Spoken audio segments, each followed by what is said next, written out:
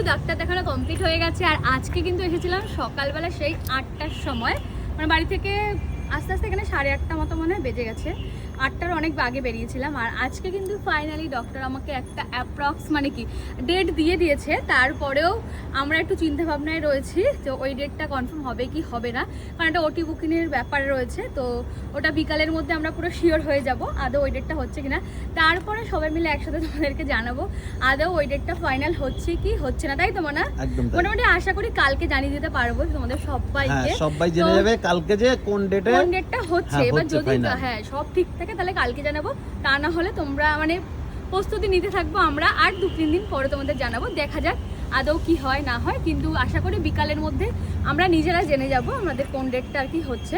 তো সব কিছু এখানে কাজ কমপ্লিট করে নিয়েছি। আর ম্যাডামের কিন্তু অনেকদিন আগেই যে একটা কার্ড করতে হয় সেটা করা রয়েছে, অ্যানাস্থেথিয়ার ডক্টর সব check up complete, all total এই যে ফাইল রয়েছে, একদম পুরো আমার ফাইল ভরে গেছে।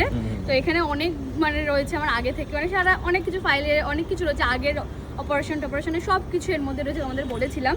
তো এখানে অ্যানেস্থেথিয়া ডক্টরের কাছ থেকে কিন্তু আমি আগের দিনকে মানে সব কিছু আমার হার্টের চেক আপ করে রিপোর্ট দেখিয়েছিলাম, ওনার কাছ থেকেও অ্যাপ্রুভেল নেওয়া হয়ে গেছে, উনিও চেক করে আমাকে সাইন করে দিয়েছে। তো আজকে দেখা যাক, দুটো ডেট আমরা ভাবছি, সেই দুটো ডেটে যদি আমরা ওটি বুকিং পাই যেখানে আমরা করবো ভাবছি সেখানে, তাহলে তো ভালোই হয়।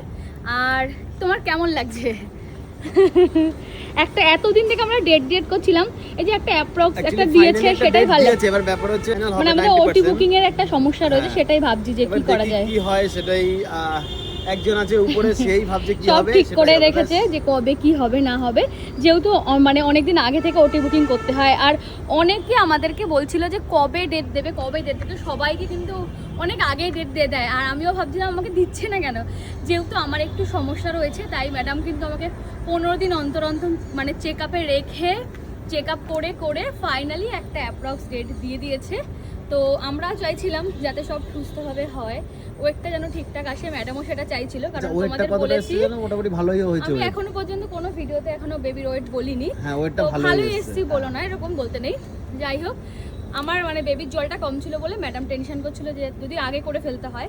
কিন্তু ম্যাডাম মানে আমি কি বলবো, আমার কাছে তো ভগবান, মানে 15 দিন অন্তর আমাকে চেক আপ করে সব কিছু ঠিকঠাক করে এখন ফাইনালি যেই ওয়েটটা এসছে আমরা দুজনে সেই ওয়েটটা খুশি।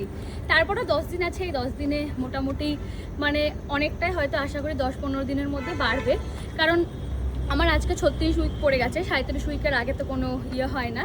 তারপর আমরা ভাবছি 10-15 দিন মোটামুটি আমরা ধরে রেখেছি, পরেই হবে।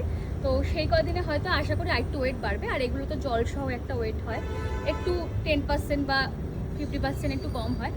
আর তোমরা অনেকে বলছিলে ম্যাডামের ঠিকানাটা, তোমাদেরকে ম্যাডামের ঠিকানাটা আমি খুব তাড়াতাড়ি জানিয়ে দেবো একটা অন্য ভিডিওর মাধ্যমে। শুধুমাত্র ওটাই বলবো, কারণ আমি তো ঠিক ভুলে মানে বোঝাতে পারি না।